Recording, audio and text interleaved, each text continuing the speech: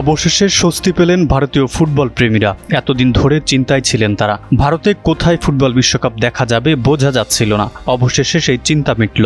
বিশ্বকাপ শুরুর 10 দিন আগে জানা গেল সম্প্রচারকারী চ্যানেলের নাম। জি এন্টারটেইনমেন্ট এন্টারপ্রাইজ লিমিটেডের সঙ্গে চুক্তি হয়েছে বিশ্ব ফুটবলের নিয়ামক সংস্থা ফিফার। সোমবার এই কথা জানিয়েছে জি এন্টারটেইনমেন্ট। 4 বছরের জন্য চুক্তি হয়েছে।